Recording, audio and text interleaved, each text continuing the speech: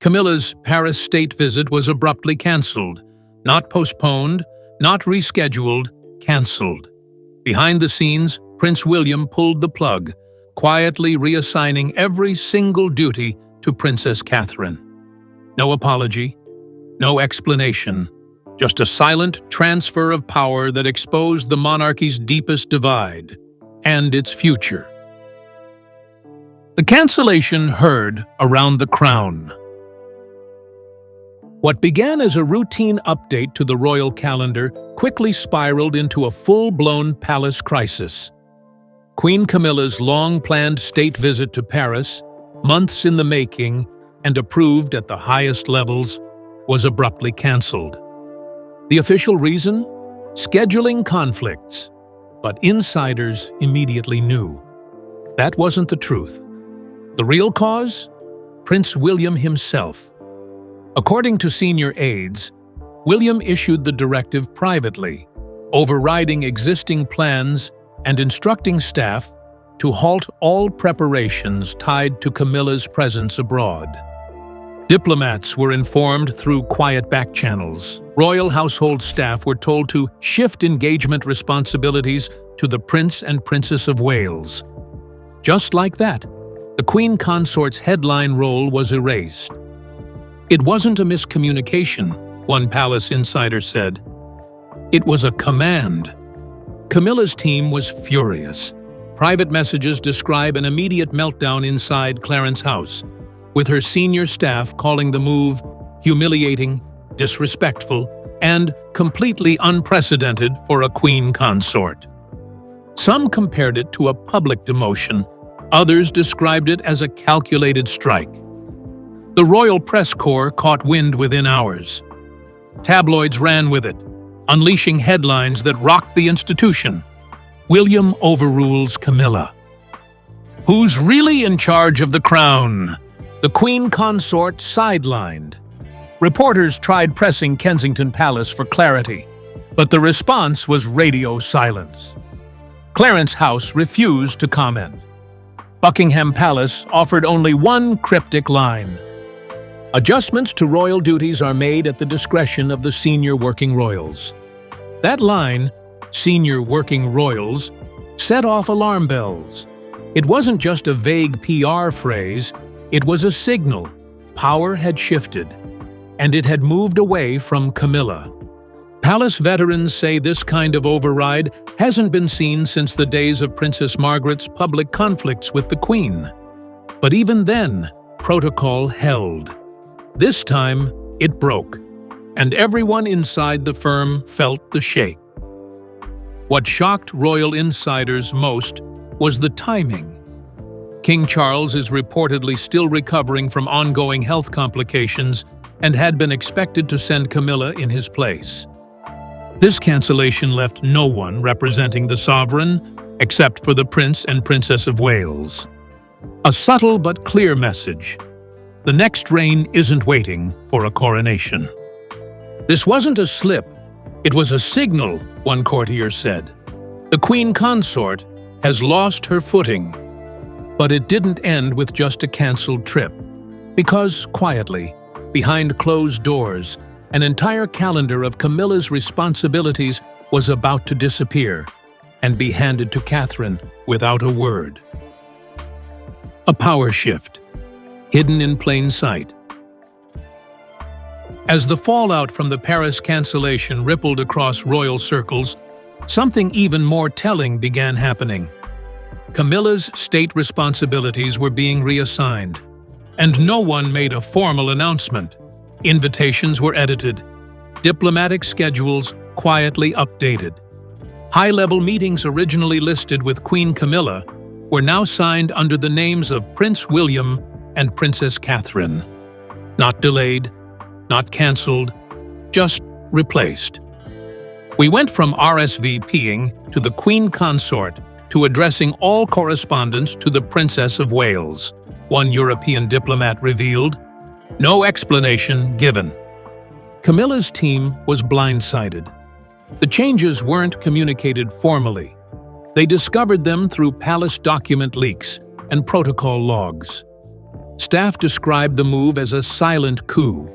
No confrontation, no press coverage, just an invisible hand rearranging the palace from within. The palace press offices struggled to maintain consistency. Clarence House, Kensington Palace, and Buckingham Palace each issued conflicting statements. One claimed the Queen Consort was delegating temporarily due to rest. Another insisted she was never assigned these duties to begin with. But it was too late. The press had the paperwork. Catherine's new diplomatic role was already confirmed, active, and fully operational. "There are no overlaps anymore," said a senior court correspondent. "Catherine isn't supporting Camilla. She's replacing her," and the optics were impossible to ignore. Catherine's calendar filled overnight, meetings with ambassadors, leading charity initiatives, and even preparing to host a state dinner once scheduled for Camilla. Publicly, Catherine said nothing, but every appearance she made told the story. She visited a children's cancer ward wearing a recycled outfit. She spoke to grieving families with composure. Photos of her clasping hands with a World War II veteran hit the front page, drawing comparisons to Princess Diana and even Queen Elizabeth II. "This is what a future queen looks like," a royal photographer posted online. "And the public knows it." Inside the palace, whispers turned to warnings.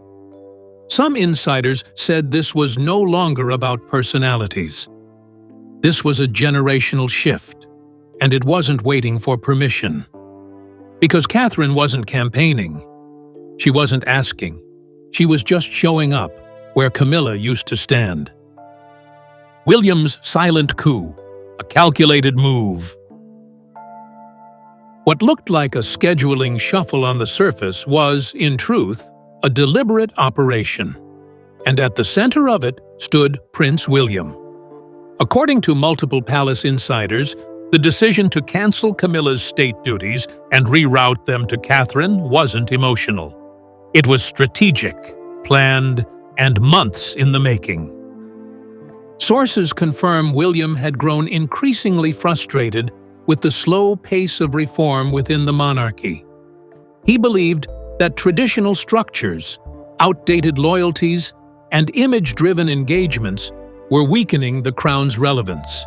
And, while his father, King Charles, was still seen as a symbolic head, real power had begun shifting behind the scenes. "He didn't take the keys," one insider said. "He simply stopped asking for them."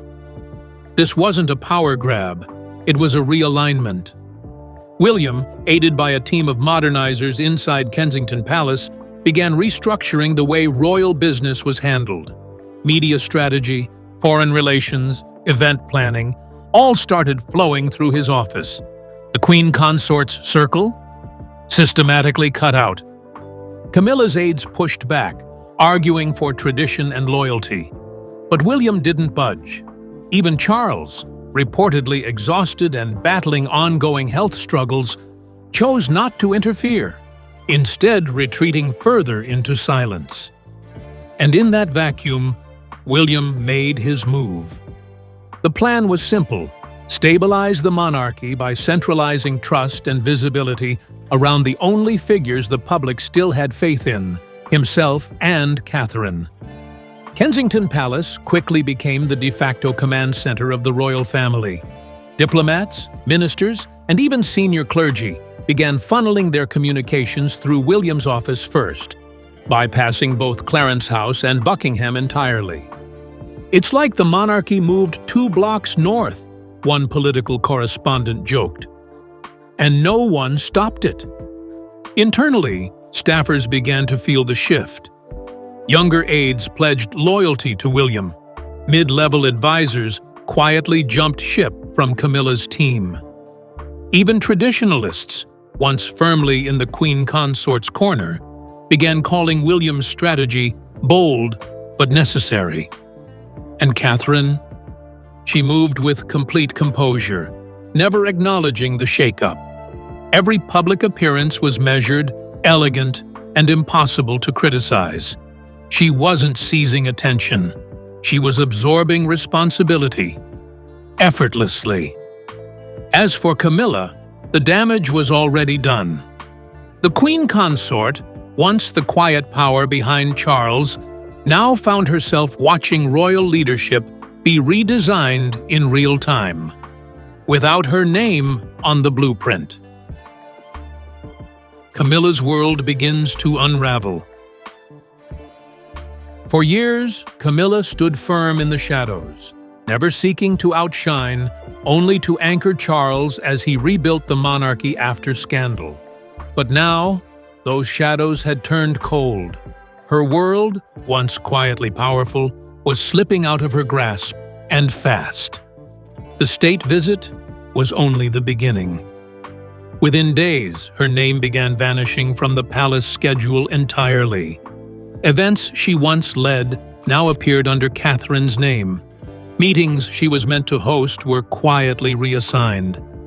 Even royal correspondents began using new phrasing. The office of the Prince and Princess of Wales as the leading signature on foreign communications. It was like watching a room slowly empty around her, one royal aide said. She wasn't asked to leave. She was simply left behind. Her press allies, once fierce defenders of her dignity, began softening their tone, or worse, going quiet. Tabloids that had once backed Camilla during difficult public moments now pivoted to praising Catherine's grace, restraint, and star power. And inside the palace, loyalty collapsed. Long-serving staffers began submitting quiet resignations. Others were reassigned, not fired, but redirected toward William and Catherine's team. It was clear the new center of gravity had formed, and Camilla was no longer part of it. Her private circle grew smaller, fewer invitations, fewer appearances, and worst of all, no intervention from King Charles. Sources close to the king say he remains deeply fatigued and emotionally withdrawn, unwilling to challenge his son or address the rift publicly. Even in private, he has reportedly avoided confrontation, choosing rest over conflict. She waited for him to speak, one insider said. He didn't. Camilla now spends most of her time at Ray Mill House, her personal estate in Wiltshire, away from the palace chaos. Official statements cite health and recovery, but palace whispers suggest emotional fallout and quiet isolation. The woman who once steadied a king now finds herself adrift, watching the monarchy reshape around her without warning and without room for return. Catherine's rise through silence. While the palace reeled from internal conflict and Camilla's role crumbled, Catherine said nothing. No press interviews, no vague social posts, no veiled responses to headlines, just calm, composure, and an unshakable public presence. And in that silence, her power grew stronger than ever. She continued her duties, charity visits, children's hospitals, military events, each one purposeful, graceful, and quietly commanding. There was no flash, no grandeur, just work, steady, thoughtful, and unmistakably regal.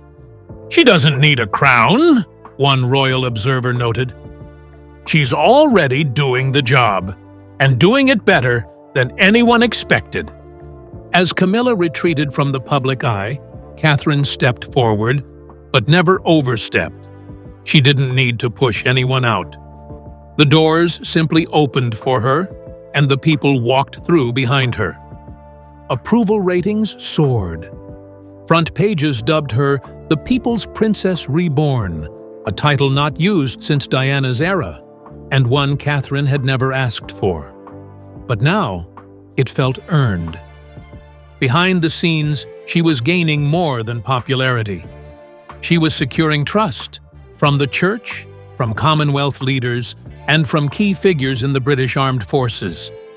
Diplomats began requesting her by name. Senior clerics privately praised her restraint.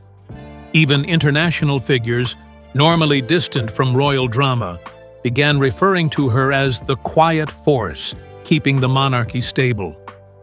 "She's not just holding the monarchy together," said a former palace advisor. "She's becoming its moral center." And still, no speeches, no retaliation, no public digs at Camilla or anyone else. Catherine's rise didn't come from spectacle. It came from restraint, the very virtue the monarchy has always claimed to value, but rarely practiced. She never called for change. But now, she was the change. And the entire institution, willingly or not, was moving around her. The leak that changed everything. Then, just as the palace tried to hold its fractured pieces together, a single document leaked and shattered what little silence remained. It appeared on a small Royal Watcher blog before exploding across global media. A private itinerary showing Camilla was originally scheduled to lead the Paris state visit. But across the top of the document, one phrase was written in bold red ink: "Authorization revoked." The word was chilling, cold, final. But the real shock came when handwriting analysts stepped in and determined, with near certainty, that the note was written by Prince William himself. "This wasn't a suggestion. It was an order," said one royal analyst. William pulled the plug directly. The palace refused to comment. No denial, no confirmation. But it didn't matter. The press moved fast. Front pages screamed, "Power seized."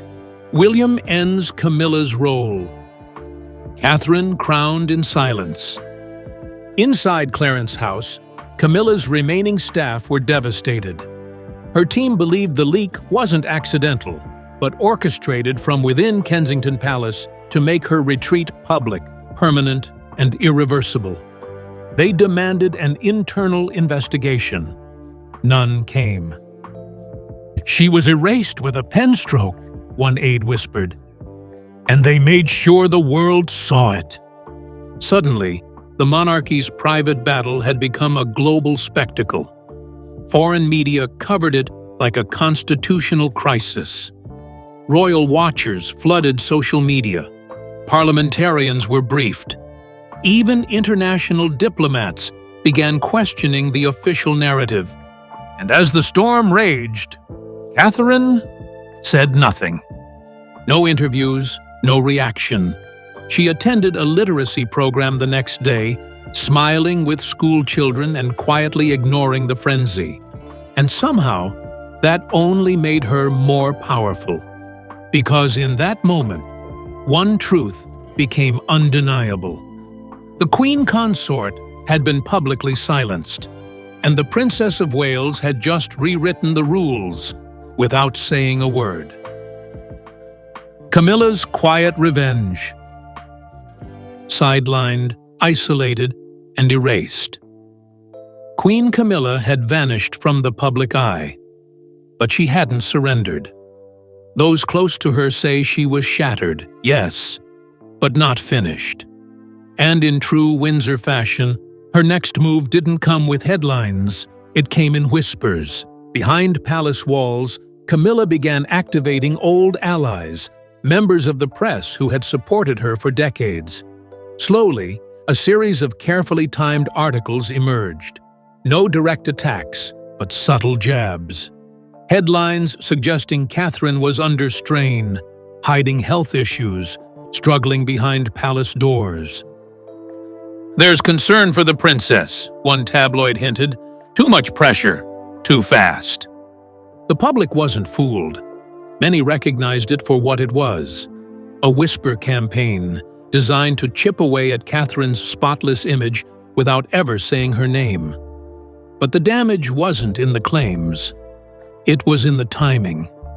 Just as Catherine's influence peaked, just as she began commanding state responsibilities, Doubts began to surface, crafted to undermine her strength, question her resilience, and remind the world that the monarchy, even now, is still a battlefield.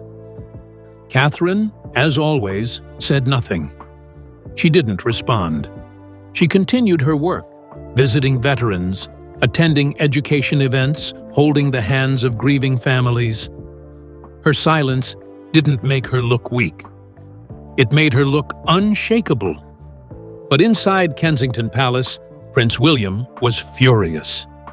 According to insiders, William confronted key staff, demanding names, sources, and answers. He believed the campaign had Camilla's fingerprints all over it, and he wasn't alone. Even neutral palace officials admitted the sudden media pattern felt too deliberate to be coincidence. One leaked phone call between William and a senior royal aide reportedly captured him, saying, "If she's going to start a war behind my back, then let her see what happens when I fight back." Tension surged across every palace corridor. Lines were drawn. Catherine's staff grew protective. Camilla's remaining team braced for more fallout. And King Charles? He stayed silent. Again. Charles, the king who couldn't command. As the palace fractured and the royal house turned in on itself, King Charles remained tucked away, not as a ruler, but as an observer. From the outside, his absence was explained with familiar phrases: private rest, reduced duties, medical recovery. But behind the scenes, palace staff confirmed the truth. Charles no longer had control. He refused to publicly support Camilla. He wouldn't confront William. And when asked for direction during a heated family meeting at Windsor, his response was chilling. "I no longer control the crown." That line spread like wildfire through the palace, repeated by aides, whispered by staff, printed in confidential memos. It was more than a comment, it was a concession. Weeks earlier, Charles had hoped to stabilize the monarchy quietly. Instead, it was being redefined around him, and he lacked the strength or the will to stop it. His silence only fed speculation. Was he siding with William and Catherine? Was he quietly approving their rise by refusing to intervene? Or was he simply watching the family unravel, too tired to hold the threads? "He's not resisting," said one royal source, "but he's not protecting anyone either, not even her."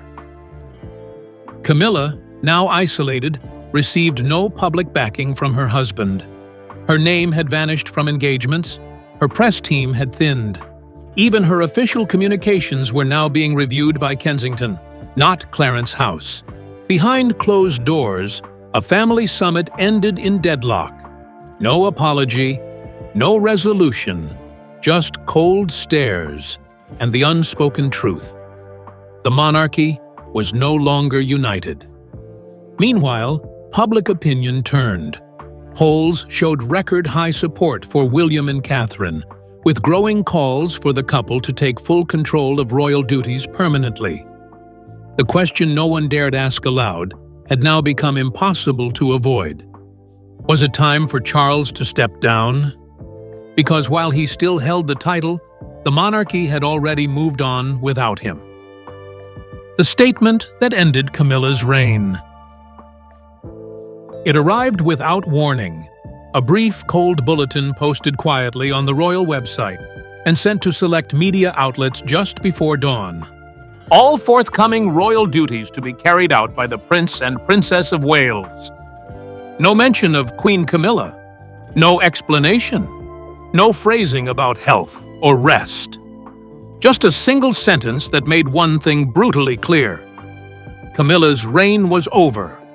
Not by abdication, but by omission. Royal reporters were stunned. Within minutes, headlines exploded. Camilla erased. William and Catherine take the reins.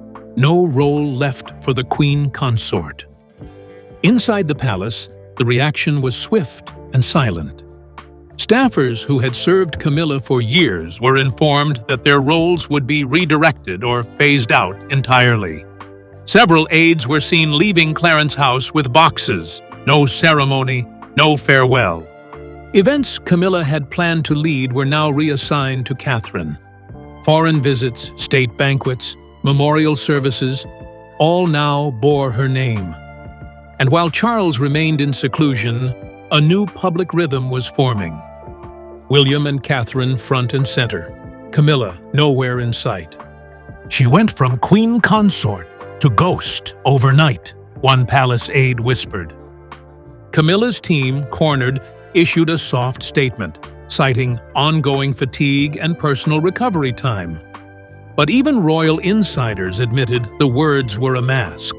She had been pushed out, strategically and quietly, and the monarchy had closed the curtain on her role without ever announcing the final act. For the first time, the crown had shifted without death, abdication, or scandal. It had moved through silence, calculated, relentless, and absolute. Catherine, the crown's new center of gravity. With Camilla removed and Charles receding into the background, the monarchy found itself with a new core, and it wasn't defined by title, but by presence. Catherine, the once soft-spoken duchess, had now become the crown's center of gravity. She carried royal duty like second nature. One day, addressing child poverty. The next, speaking with veterans. Every moment dignified, measured, never overreaching, but never stepping back. Catherine had become the one constant in an institution drowning in uncertainty. "She's not just a figure," said one foreign diplomat. "She's the monarchy's compass." World leaders began requesting audiences directly with William and Catherine, bypassing Charles altogether. Commonwealth nations praised Catherine's diplomacy and grace, while UK approval ratings placed her as the most trusted royal in 3 decades. Even those once skeptical of the monarchy began calling her the reason they still cared. Inside the palace, she was no longer just the Princess of Wales. She was the quiet architect of a new royal order. And William? He didn't just lead beside her, he leaned on her. Behind the scenes, Charles reportedly sent her a handwritten note, delivered via private courier. "You have carried what I could not. I see now that the future is safe in your hands." There was no coronation, no golden carriage, no grand ceremony. But make no mistake, the crown had shifted, and it was Catherine who wore its weight. The monarchy hadn't changed by force. It had evolved through silence, steadiness, and her. And in the end, it wasn't Camilla who redefined the royal legacy. It was Catherine, the woman who never asked for power, yet became its most trusted guardian. With Camilla vanished from the calendar and Catherine rising in her place, the royal family didn't just make a scheduling change, they signaled a transformation.